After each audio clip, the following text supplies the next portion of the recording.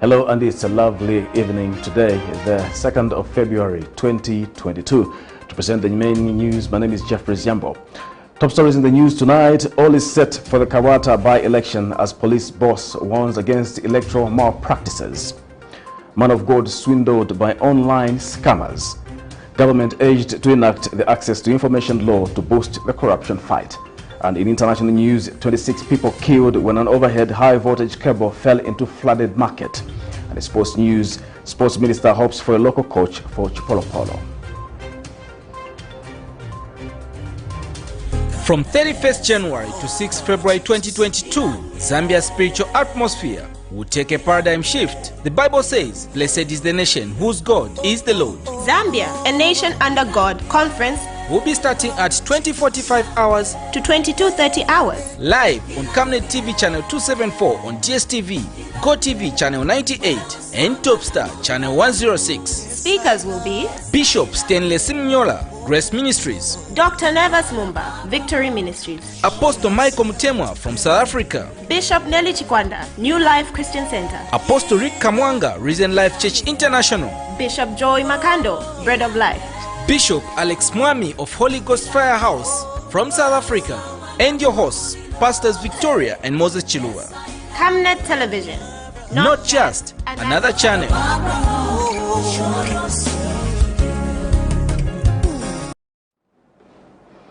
Hello once again, another news in detail.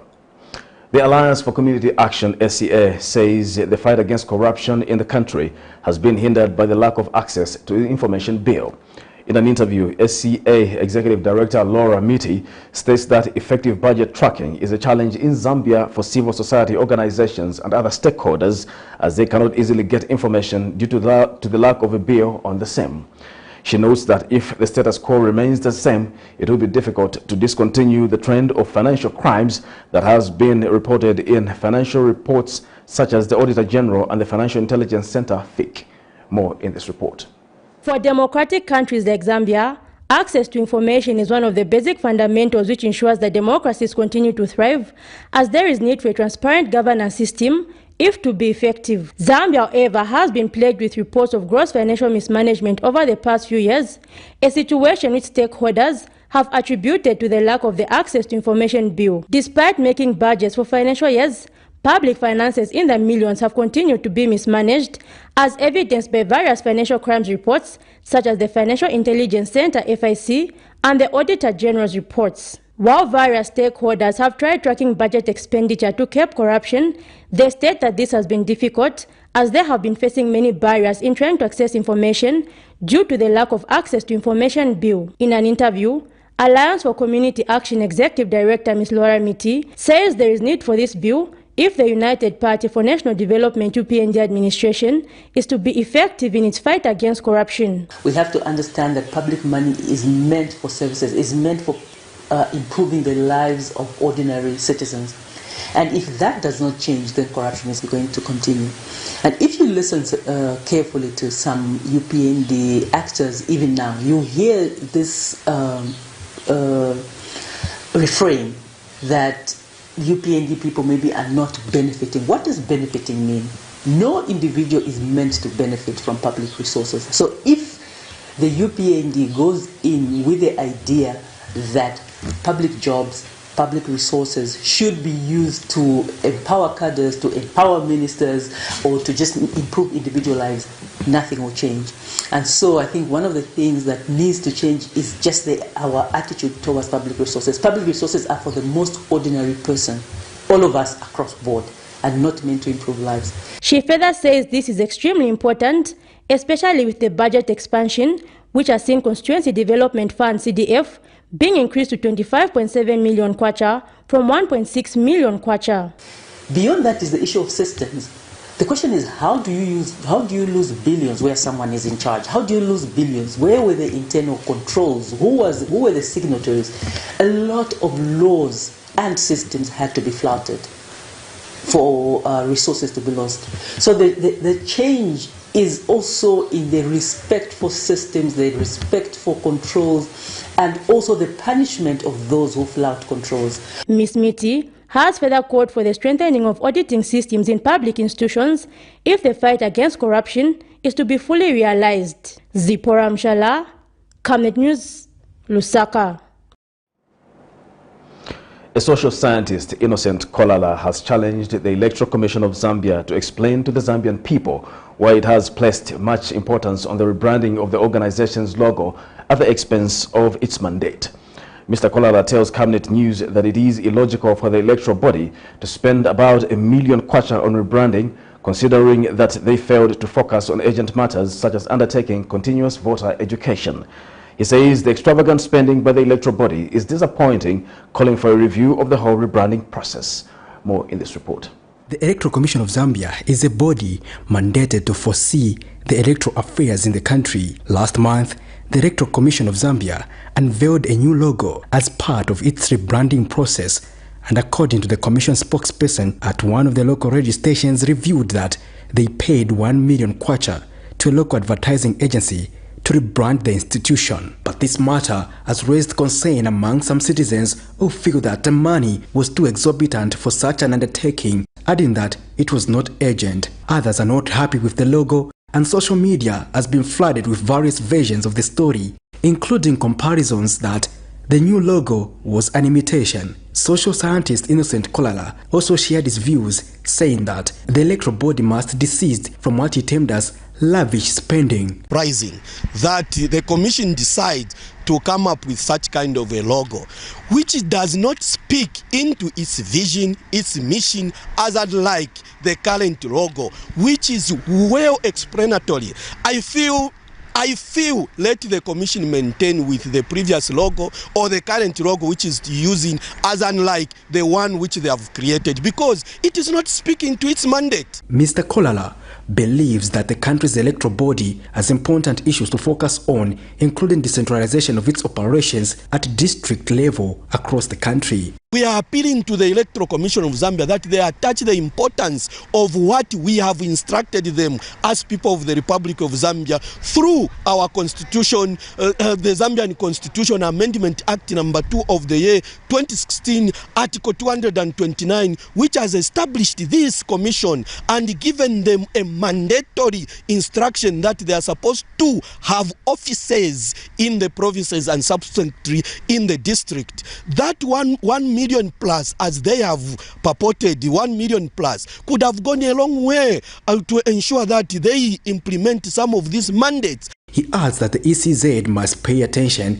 towards undertaking continuous voter registration, an issue they failed to undertake in the past, citing lack of resources. That is provided for under Section 7, which mandatory gives the Electoral Commission of Zambia to ensure that they continuously are ensuring that voter registration to who to be voters is being conducted, as well as what is provided for under Section 80 of the Electoral Process Act number 35 of the year 2016, which mandates the Electoral Commission of Zambia to offer continuous voter education to all the Zambian people. So to this effect, once again, I'm appealing to Mr. Patrick Nshindano, our Chief Electoral Officer of the Electoral Commission of Zambia, to tell the Zambian people how the logo become more important than implementing much of these needed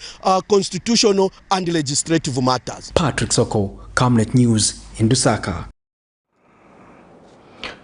Campaigns for the KABWATA parliamentary by-election have been officially closed, with various political players describing the process as conducive and devoid of political violence. The by-election was necessitated following the demise of Levi Mkandawire. Thursday, 3rd February 2022, the people of KABWATA constituency will be choosing their representative in the National Assembly. More in this report.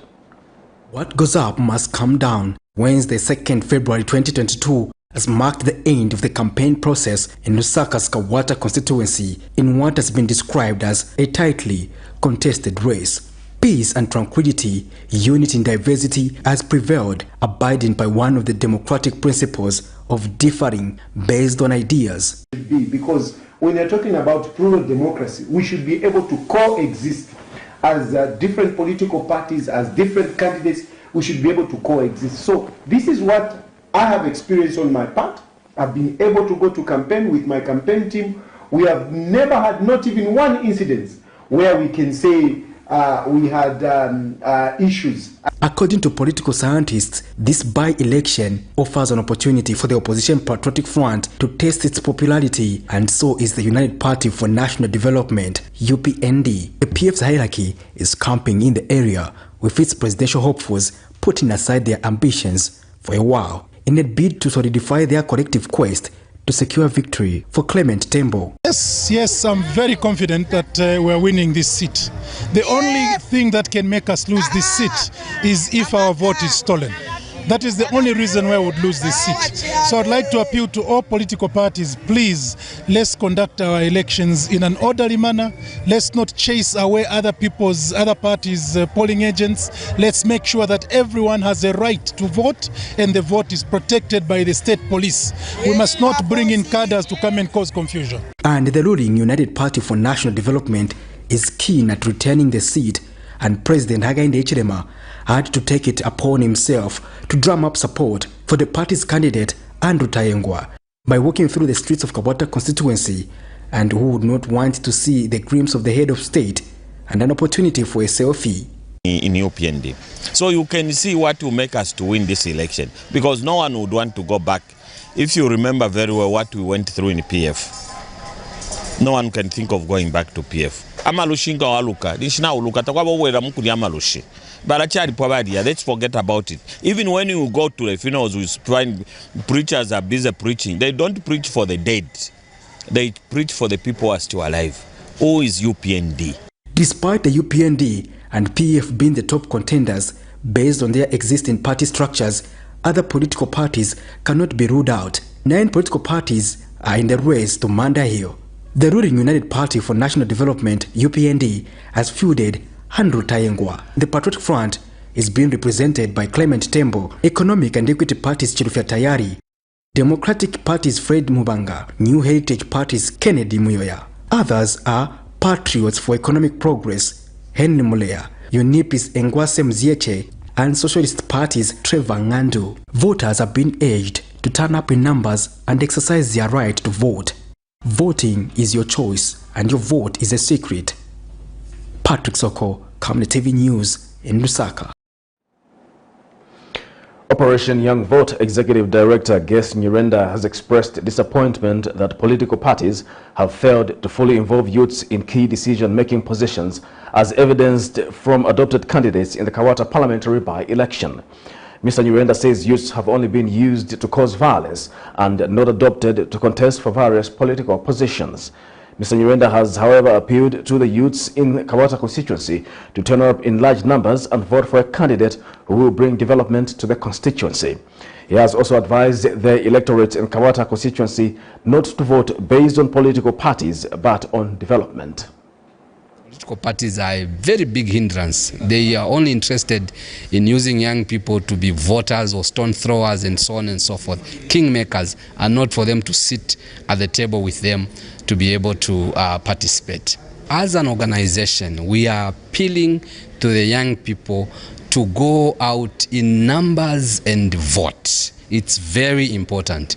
We know that some of them may have been frustrated by 1 or 2 things. They must leave those frustrations behind and come out in numbers and vote for a candidate of their choice. They shouldn't be coerced by anyone.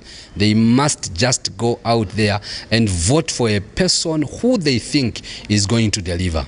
If they are going to vote on partisan lines, they may vote for somebody who is inept, somebody who can deliver, somebody who can do anything. So they must be very, very serious, because look, they are giving someone a responsibility here to be able to administer the resources of KABWATA. Inspector General of Police Lemi Kajoba has advised all political players participating in the KABWATA parliamentary by-election to adhere to the provisions of the Electoral Code of Conduct. The Inspector General is gratified that so far no record of political violence or malpractices have been observed, describing the campaigns by all political players as peaceful. Meanwhile, Mr. Kajoba has warned that the police will not tolerate illicit practices such as political violence and other electoral-related offences on poll day and after. He says the service has deployed enough police officers on the ground aimed at maintaining law and order throughout the voting process in KABWATA. In view of the forthcoming parliamentary by-elections for KABWATA constituents in Lusaka province, scheduled for Thursday, 3rd February 2022, we wish to advise all political players to adhere to provisions for the Electoral Process Act and other related pieces of legislation. As Zambia Police Service, we have deployed enough police officers on the ground in order to maintain law and order throughout the voting process at all polling stations under KABWATA constituents. With regard to policing elections, it is our duty to create a safe and secure environment for all participating electoral stakeholders, irrespective of their political affiliation or organization. We will not tolerate illicit practices such as political violence and other electoral-related offenses. It is gratifying to mention that so far we have not recorded any serious political violence or malpractices related cases, as campaigns by political party players have been going on very peacefully. Lands and Natural Resources Minister Elijah Muchima has charged that some individuals have been forcing government to commit an offense by demolishing houses built in Forest Number 27 without following the right procedure. The minister says government is treading very carefully when it comes to handling the Forest Reserve Number 27 issue to ensure that it does not pay more in compensation. Meanwhile, Patriotic Front Mporokoso Member of Parliament Brian Mundubile says the decision to degazette Forest 27 was done by a sitting president who acted in accordance with the law, and that the new administration cannot move in and demolish structures without providing proof of the wrong done by the previous president. More in this report. Everything that you're doing is an exercise in futility. On the first day of Mr. Hichilema being sworn in, we are coming to demolish those houses down there in 2021. This was an assurance made by the United Party for National Development, UPND, while in opposition, when information emerged that Forest 27 was gazetted by President Edgar Lungu, and that most beneficiaries of the land were former ministers and those who supported the former Patriotic Front government. Now that the UPND is in power, citizens have been eagerly waiting to see the new Dawn government take to action and demolish the structures built on the forest reserve, as was the promise to the Zambian people. Minister of Lands and Natural Resources Elijah Muchima, who featured on Frank on Camnet program Monday, however, says some people have been forcing his government to do wrong things by demolishing structures in Forest 27 without following the right procedure. This government has been very, very careful. But there are some people forcing the government to do a wrong thing. Okay, members of the public have got the right to know, but I've gone the history. I'm saying we need to have a strategic impact environmental assessment to see how is it disturbing the public. Because once we do that one, then even if they went to court, the court will be sympathetic with us, with the government. But not just to go blindly without any backing, and then you destroy, you end up paying heavily, and yet you need money for CDF. The minister also says land has depleted in Lusaka and on the Copper Belt, and that the government should devise a plan of ensuring that some land is grabbed from some people, including the mines, in order to accommodate more citizens. Lusaka, CBB, Lusaka, Livingstone, let me say Copper Belt and Ndola, and Silabombwe, West. Land is gone. You can't, land is gone. You have to relook at this. The policy for the law, how we can gain access to land that is in mining hands. But Mporokoso, Member of Parliament, who is also a lawyer by profession, has charged that the new Dawn government cannot just move in and start demolishing structures built on a land which was gazetted by a sitting president who acted in accordance with the law and in his capacity as the head of state. President of this republic, President Edgar Chagwa Lungu, is sitting as president then, degazetted that forest. So the one legal question that must be asked first by anyone before you go anywhere is, was the president at the time have power to degazette that forest? And the answer is obviously yes. Okay? Meaning that the occupants of that particular forest are innocent purchasers of land for value. Okay? Unless somebody goes to question the legality of the power that was exercised to degazette that forest, I don't think that it deserves a further debate. Yeah, so there are many other forests that have been degazetted in a similar manner. For now, we will continue to monitor how Forest 27 will be handled. Prudence Chota, reporting for Camnet TV News. In a bid to address the current housing deficit of 1.5 million, government has reiterated its plans to engage private entities to invest in the construction of housing facilities through public-private partnerships, PPPs. In an interview, Minister of Infrastructure, Housing and Urban Development, Charles Milupi, says government will focus on ensuring that people in rural areas benefit from housing programs, saying they are entitled to basic necessities of life, including cost-effective housing. Meanwhile, some concerned residents of Lusaka's Misisi compound have expressed concern over the poor housing infrastructure in the area, with poor sanitation and space scarcity. More in this report. With a total population of around 18 million people, Zambia has in recent years faced a housing deficit of 1.5 million according to available statistics.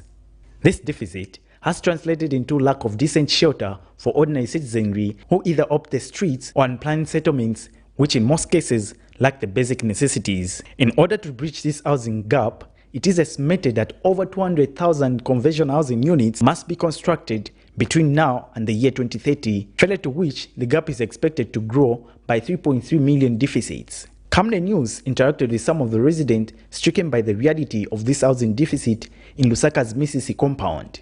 Some family members have shared some of the issues, ranging from number of family members scrambling for space to lack of resources to pay for rentals. Venangu isapeze kati vankhala 8 mu tulumzi. Venangu asapeze kati vankhala 9 muri tulumzi. So ija ive sili comfortable buno bwino. Kuli venangu achirapo venangu vankhala loko 12 kali kusapeze kati muntu asapeze kati anakula na mbuya aliko na bazukulu aliko na bana bake. So mamino jasapeze kati vankhala bonse bagona mu city mozi, then venangu bagona na ku bedroom. So vankhala comfortable bantu. So Zikaya zula manzi erona mitengo pesika chabeni ka 2 rooms ka nyumba ati ma 550 nika 1 room pesika ni ma 350 400.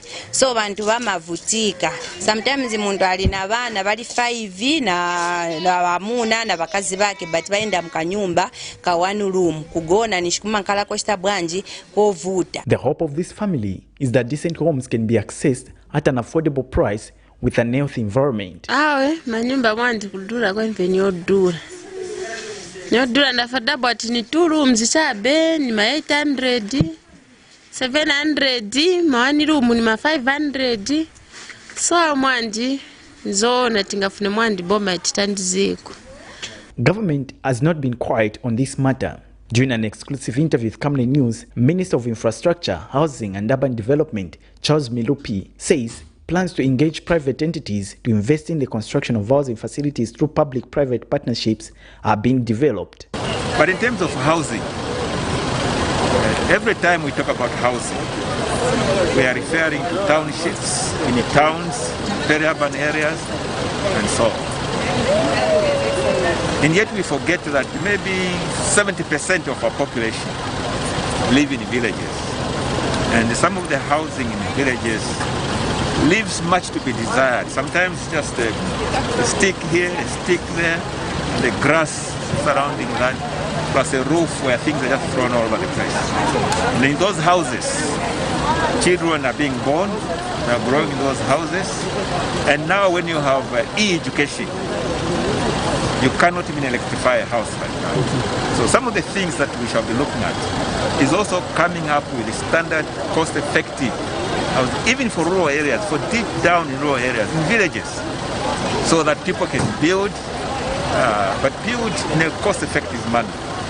So we will be attacking that issue that you have raised, from getting in these established townships and areas by embarking on PPPs, But in rural areas, I can't forget them. You know, I was born in a rural area. I know where I was born. So we have also to do something, but it's too early yet. The projected population growth will exert more pressure on housing demand, especially in urban centers. But before that time, one can only hope for strategic approach from stakeholders to address this deficit. Alex Shimba, Camnet News in Lusaka.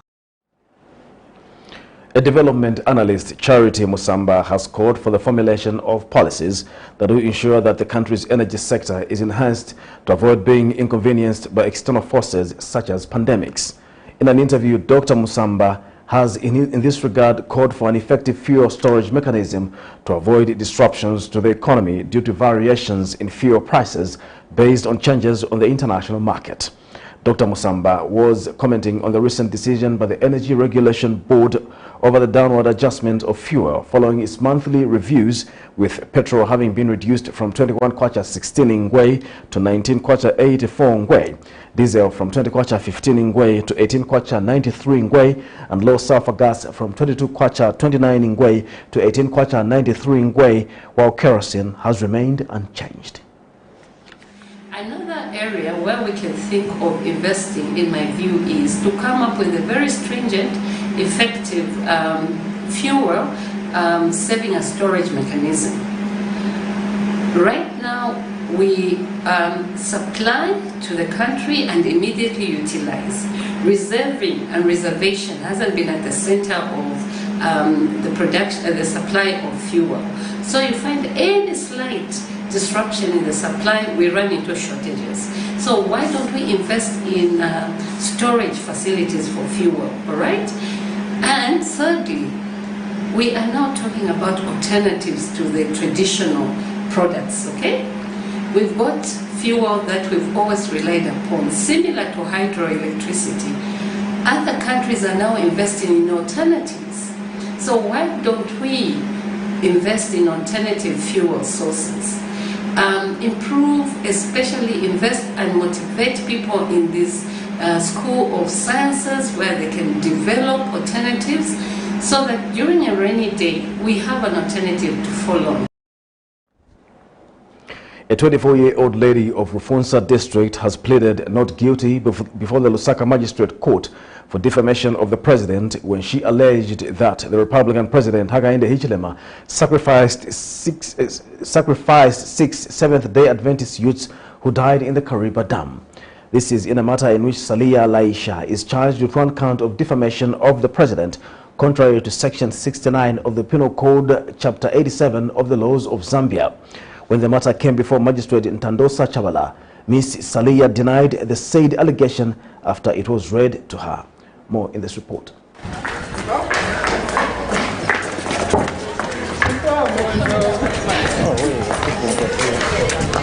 Fear of facing the cameras after being mobbed by journalist Salia Laisha, 24, Wednesday pleaded not guilty before the Lusaka Subordinate Court for alleging that the country's Republican President Hakainde Hichilema sacrificed the 6 Seventh-day Adventist youths who died in the Lake Kariba. The accused person has been slapped with one count of defamation, contrary to Section 69 of the Penal Code, Chapter 87 of the laws of Zambia, an offense which attracts a minimum sentence of not less than 3 years imprisonment. The accused, who is currently on police bond, made her first court appearance before Lusaka Magistrate Ntandosa Chavala, where she plainly denied the allegations.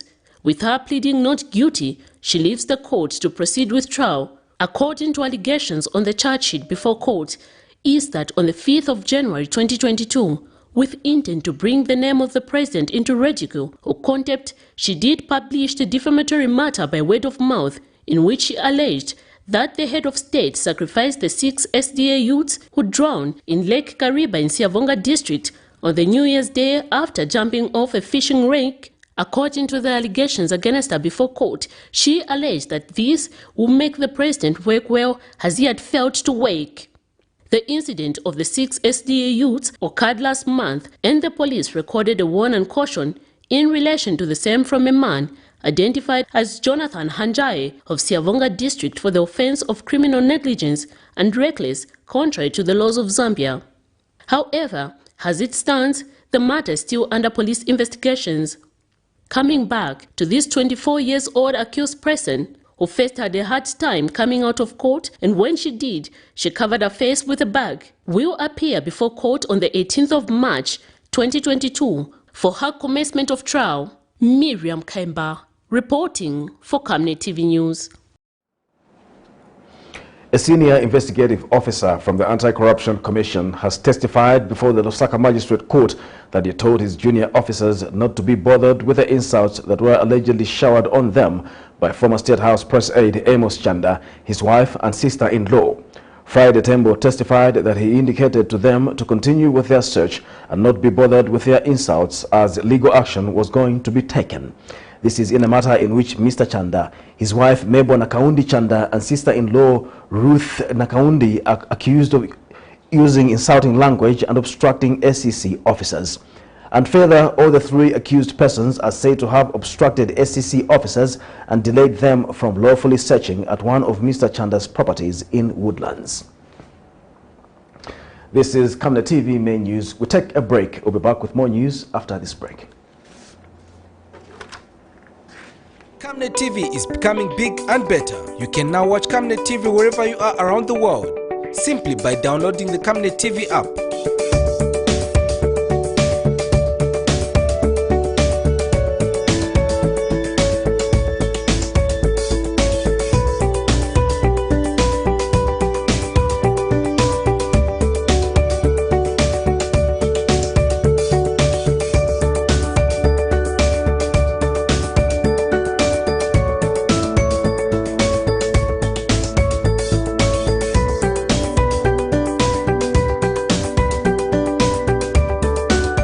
With Camnet TV app, you only use less bundles.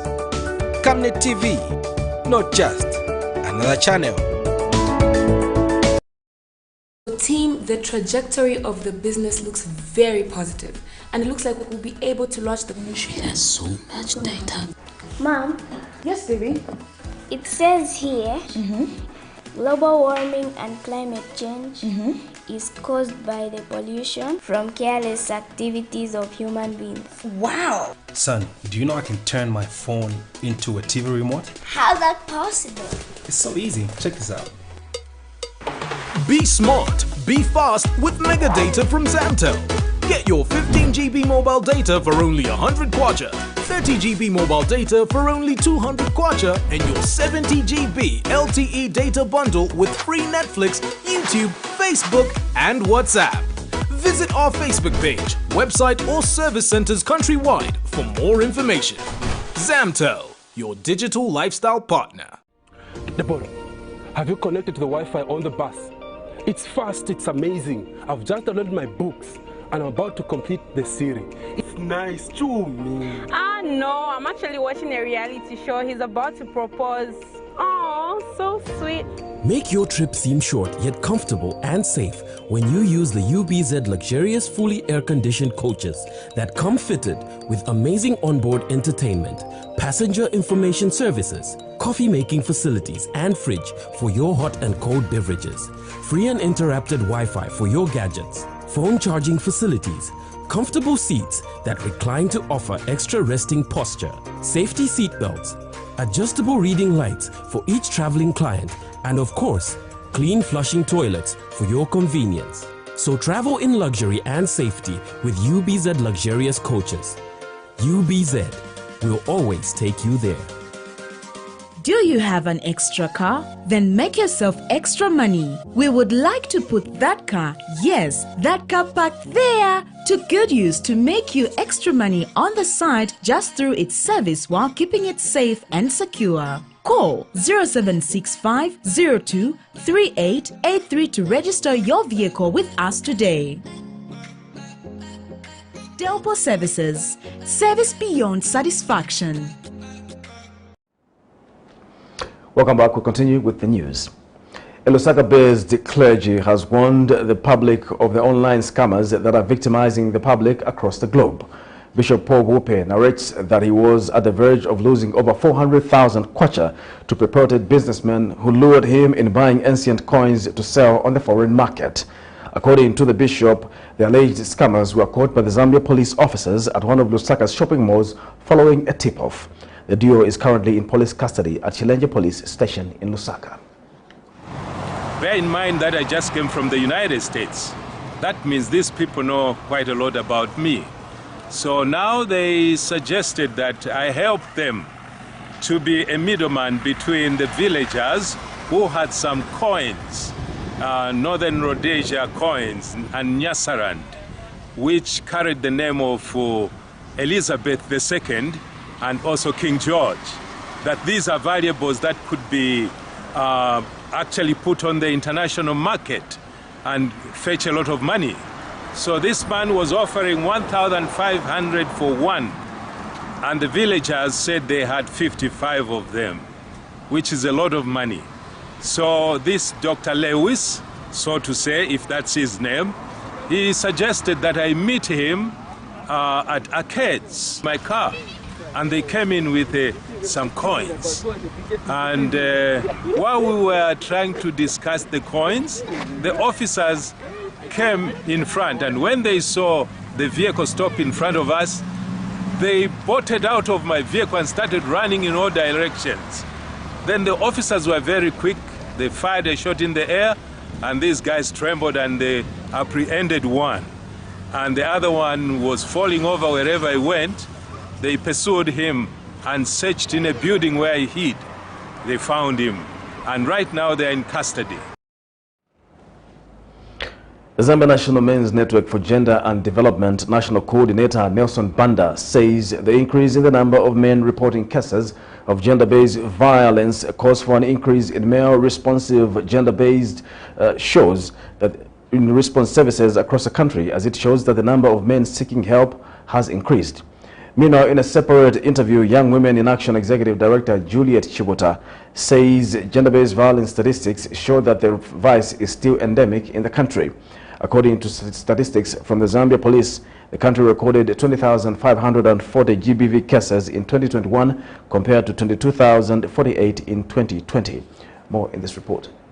According to the United Nations Department of Social and Economic Affairs, Zambia has one of the highest cases of gender-based violence in the world. The country has continued to record GBV cases in the thousands, indicating that the vice is endemic. Apart from causing a breakdown in family bonds, GBV also hampers development as some cases lead to death, robbing the country of the much-needed human resource for development. With the release of statistics for GBV in the fourth quarter of 2021 on Tuesday, this has brought the total of GBV cases in 2021 to 20,450 compared to 22,048 in 2020. While there has been a reduction in cases reported by about 2,000, gender-based organizations have expressed concern that the cases are still high. The statistics also indicate that the rate of men reporting has increased from the hundreds to the thousands over the years. In this vein, Zambia National Men's Network for Gender and Development National Coordinator Mr. Nelson Banda says this shows that the number of male victims who are willing to report has increased,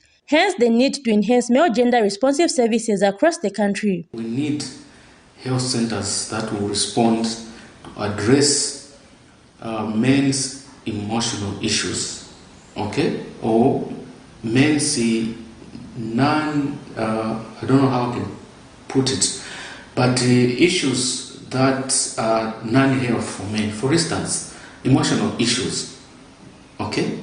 They need to be addressed. They can be addressed at in a health centers. You need men to access counseling or just to seek information. Counseling is not just by when you have got a problem of any health related, but you need men to access those. We need government to begin to plan for more men's health facilities, okay?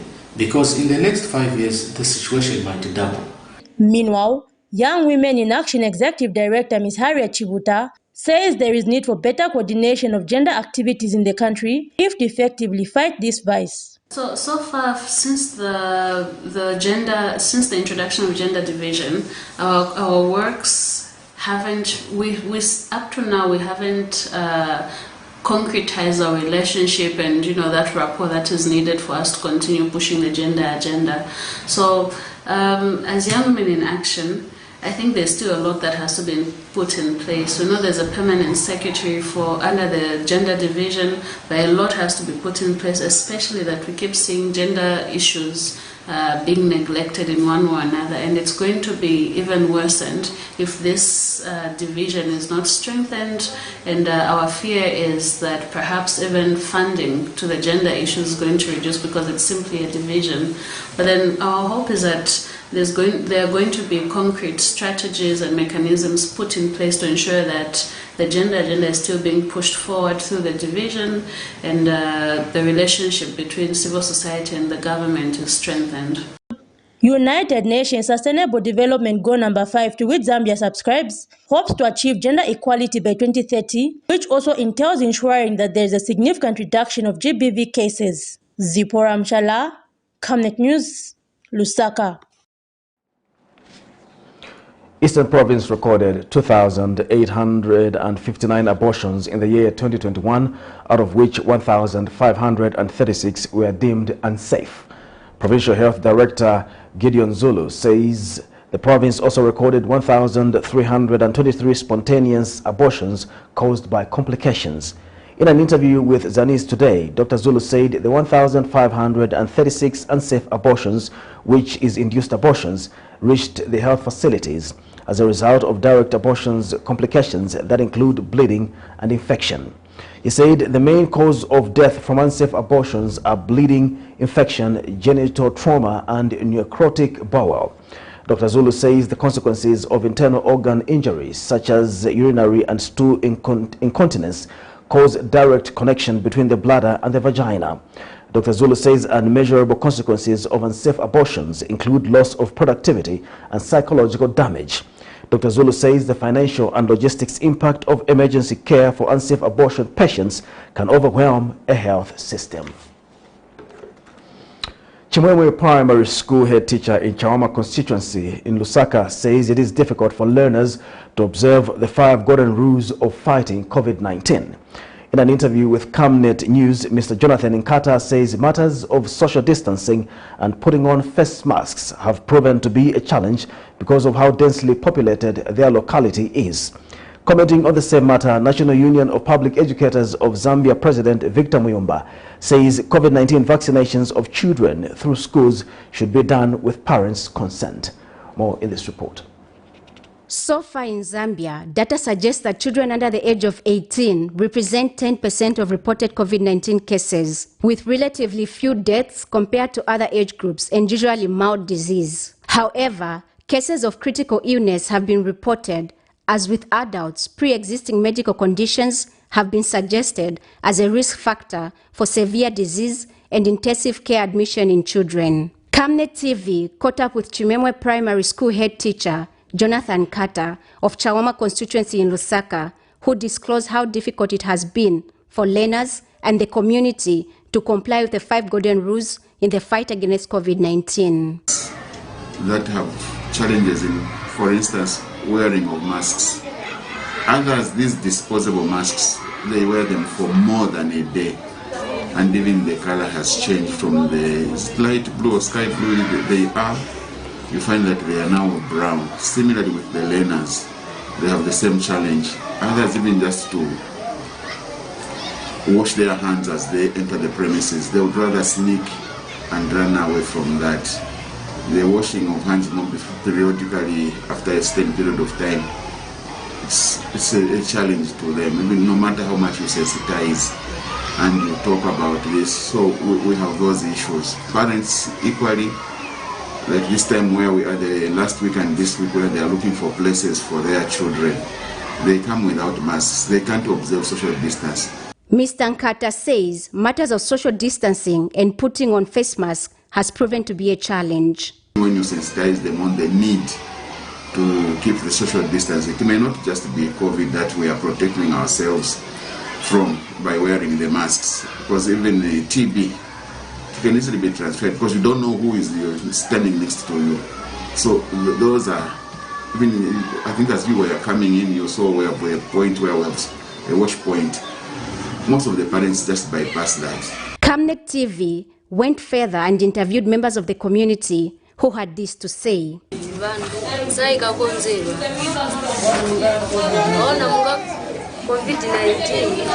not real, but it is real.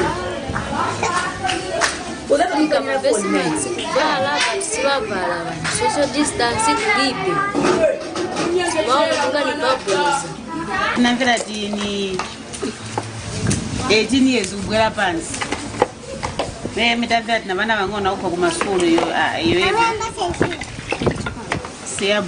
Meanwhile, National Union of Public and Private Educators of Zambia President Victor Muyumba says COVID-19 vaccination of children through schools should be done with parents' consent. These are not allowed to make any decision. It's the parents that can decide on their behalf. So there is supposed to be parental consent. We shouldn't hear that children have been vaccinated without the consent of their parents. So if there is any program in these schools that borders on that, the authorities, the school authorities are supposed to get in touch with parents. Blessings Chakwila, Camnet News, Lusaka. Government has urged beneficiaries of the social cash transfer funds in Petauke to prioritize education of their children.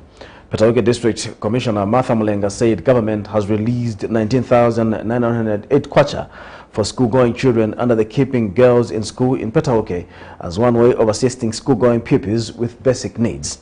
Mrs. Mulenga said as a way of appreciating government's efforts, parents under the social cash transfer program must ensure that children go to school. She was speaking in Petauke when she paid out 96,600 kwacha to beneficiaries of the social cash transfer fund to 2 community welfare assistance committees in Chieftainess Wanjawantu's chiefdom in Petauke. Zanis has more. Government has given chance to college and university-going children to be supported under the Constituents Development Fund. The primary and secondary school-going pupils are also still being supported by government under the Keeping Girls in School program. And parents under the Social Cash Transfer program in Petauke have been urged to prioritize their children's education. Lelo bala makolo elembesha bana. Bala bana utpakol panganda pala pitono tizona pa panganda palivuto. Lero bana tole 252 kwacha. Ndalama za bana zisebenze ku bana. Boma ya chosako ma school fees. Koma iliola biloti ndalama tikagulerepu. Sakamva kuti mwana munakazi watola vuma pa skulu. Tufuna mwana munakazi apitirije na mapunziro ya skulu. Ward Development Committee bapitemo kulolesha panganda pala pali mwana okuti makolo wake nuwovutikiratu. CDF ipase bazari. Ngati mwana ipasa grade 12 ofuna kuya ku college bachite recommend kutula mwana under CDF alipililiwe mapunziro yake yapite pasogolo. Beneficiaries of the Social Cash Transfer Fund are also being urged to invest the money into small-scale business so that their households are food secure. Titole ma 300 na ma 600 walwa yai. Ali yai. Wazimai muli 300 kwacha yumunga tole. Waoda kachitundu ka tomato. Wayotanchi kako. Utolako ka 20 kwacha wagula ndiyo. Ka 10 kwacha wasunga kutumba. Kala kapito kako wayoda sote. Osila pa miezi 6. Ukambosunga 20 kwacha. Uchite 6 times 20. Inshikandarama kako kakura. The beneficiaries have thanked government for the continued support. Zaboma chifundo cha luchite Bandama soma sauka zatulandira zatithandiza change nenilugulemo na ng'ombe gathandiza ngako wana skulu ophunzira mbakandama soma sauka kuti zikomo mupitirire maboma zikomo kwambiri nisewo kondwera. With the support from the government in the education sector, it is hoped that more children will attain education up to higher levels in both rural and urban areas of Zambia. For Zanis, I'm Hilda Msonda in Petauke District.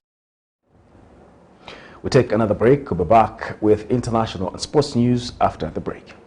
We welcome you to the wonderful world of Savenda Electronics. At Savenda Electronics, we pride ourselves in manufacturing high-quality electricity and water meters. Boasting of the first of its kind state-of-the-art manufacturing plant in Zambia, Savenda Electronics manufactures customized smart electricity and water meters of international standards for both the local and international water and electricity utility companies. Our highly computerized factory, run by qualified staff, makes, calibrates, and electronically tests the smart meters to ensure only those meeting customer specifications are delivered to the market. Some of the main features which come with our meters includes notifications about low units, tempering, low battery, and many more customized features. Savenda Electronics provides on and off-site after-sales service and has favorable contract terms for water and electricity utility companies. Savenda Electronics, the real deal. Your skin is the biggest muscle in your body. That's why we make sure that Oracle is #1 when it comes to taking care of your precious skin. Oracle Pure Petroleum Jelly and Glycerin soothes, moisturizes, and keeps your skin perfect. Oracle Pure Petroleum products for that perfect skin.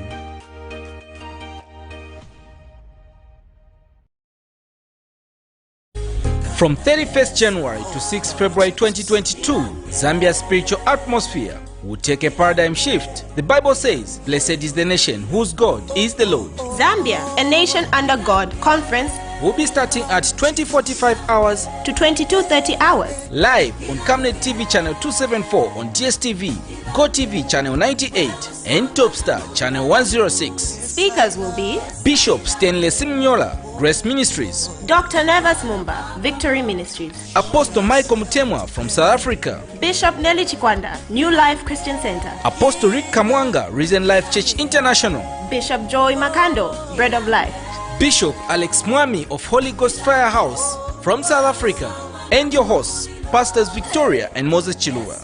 Camnet Television, not just another channel.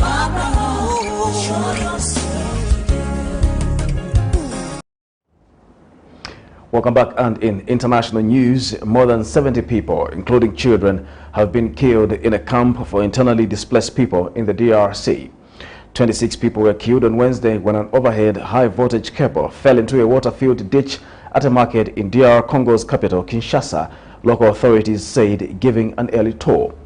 The cable snapped and the live end of it fell into a ditch that was filled with water after morning rain. At present, 26 people have died from electrocution, said Charles Mbutumontu, the spokesman for the Kinshasa provincial government. The ditch runs across the popular Matadi Kibala food market in the west of the city, a sprawling metropolis of more than 10 million people. For more in international news, here's a roundup. 26 people were killed Wednesday when an overhead high-voltage cable fell into a water-filled ditch at a market in DR Congo's capital, Kinshasa. The ditch runs across the popular Matadi Kibala food market in the west of the city, a sprawling metropolis of more than 10 million people. Electricity infrastructure in the Democratic Republic of Congo is often poorly maintained.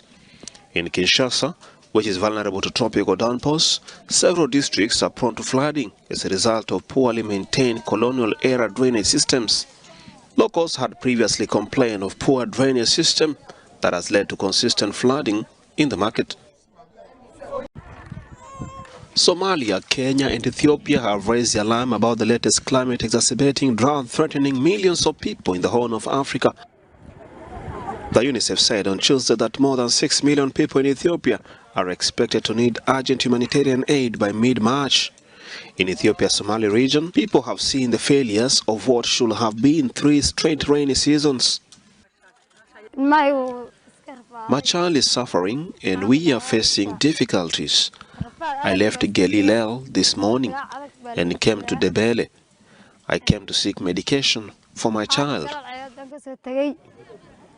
He was checked up and diagnosed with malnutrition. He was given medication and nutritious meals. I was met with great care. The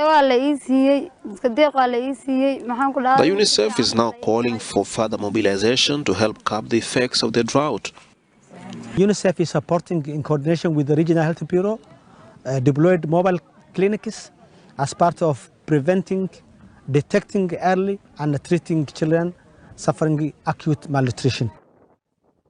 UNICEF estimates that more than 150,000 children in such areas of Ethiopia have dropped out of schools to help fetch scarce water and handle other chores.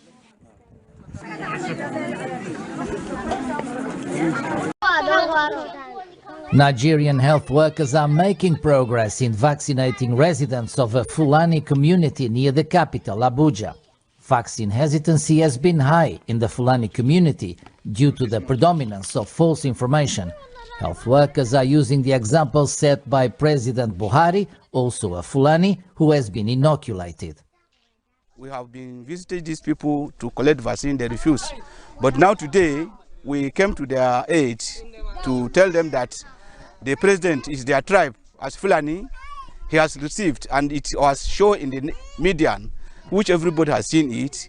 We now use it as a strategy to tell other Fulani here that they are staying with us here to collect this vaccine. But luckily enough, today we have vaccinated so far many people in this camp.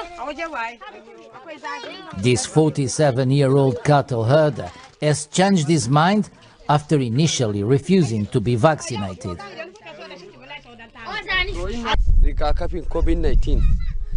COVID-19 vaccine is good. I have taken the vaccine together with my wife and my brother. I'm calling on all Fulani people to come out and take the vaccine. The vaccine is good.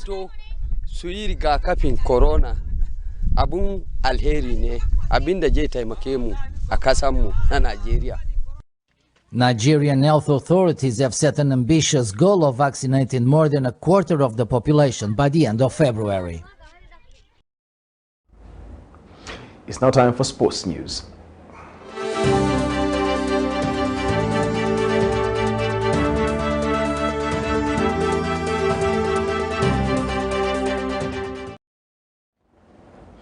In sports news, Minister in charge of Youth, Sport and Art, Elvis Nkandu, has suggested that the Football Association of Zambia, FAZ, must consider hiring head coaches that are not attached to any football club. In an interview with Camnet Sports, Nkandu says it is very difficult for coaches to deliver when they are multitasking. Nkandu states that most times coaches lose concentration because they have a lot of activities to carry out, which eventually affects the team's performance. The sports minister was responding to a query as to why the Football Association of Zambia has over the years failed to secure a local coach for the national team. Because if you ask me, I think for me, I would even suggest that we do away with the coaches who are attached to a certain club. Because it is also important that we have an independent person. Because I think what I've seen in football, when you hire a coach who is attached to a certain club, expect a lot of players coming from that particular club where that coach is coming from. Even when that coach knows that we have better quality in other teams, you move with the same players. That's what has been happening. So I think that should be stopped forthwith. It is important that we look for coaches, both the under 20 women football teams. There is need for us to just look for whether foreign or local coach who is not attached to any football club. Let those football clubs now be like pools where we can get talent from. No wonder some of the teams are not performing well, because when you have We'll take a look at the top stories once again. All is set for the KABWATA by-election as police boss warns against electoral malpractices. Man of God swindled by online scammers. Government urged to enact the Access to Information Law to boost the corruption fight. In international news, 26 people killed when an overhead high-voltage cable fell into flooded market. And in sports news, Sports Minister hopes for a local coach for the CHIPOLOPOLO. We now look at the Camnet Word Verse of the Day, coming from Deuteronomy 6, verse 4 to 6. Hear, O Israel, the Lord our God, the Lord is one love. Love the Lord your God with all your heart and with all your soul and with all your strength. These commandments that I give you today are to be on your hearts. Thank you for watching Camnet TV Main News. My name is Jeffrey Ziambo. Bye-bye.